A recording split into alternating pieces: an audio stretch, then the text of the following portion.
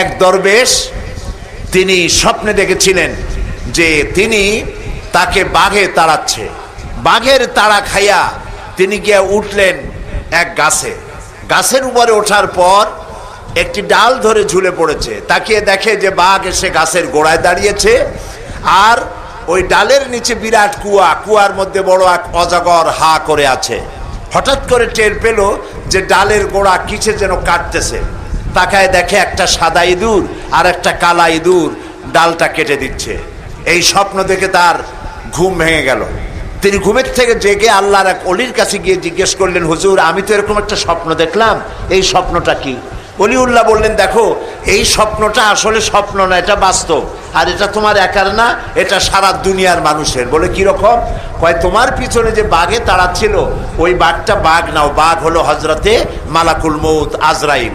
তুমি যে গাছে উঠে ঝুলে পড়েছিলা যে ডালে, ওই ডালটা তোমার হায়াত, আর যে নিচে অজগর হা করে আছে এইটা হলো তোমার কবর। আর যে সাদা ইঁদুর আর কালো ইঁদুর ডাল কাটতেছিল এটা হলো দিন আর রাত। দিন আর রাত প্রতি মুহূর্তে তোমার হায়াতের রশি কেটে দিতেছে। এরপরে লোকটি মাথায় ঠান্ডা ঠান্ডা অনুভব করলো, তাকে দেখলো যে উপরে মৌচাক ছিল, তার থেকে মধু পড়তেছে। মধু চাটতে চাটতে ঘুম হয়ে গেল।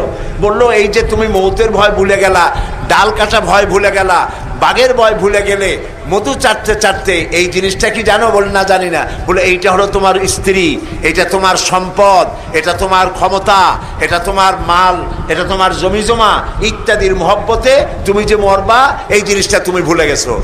এই যে স্বপ্নটা সে লোক দেখলো, সেই লোকের স্বপ্ন আমাদের জীবন এক কিনা বলেন? একই। আমাদের পেছনে আজরাইল ঘুরতেছে আর আমরা মালের পিছনে দৌড়াচ্ছি।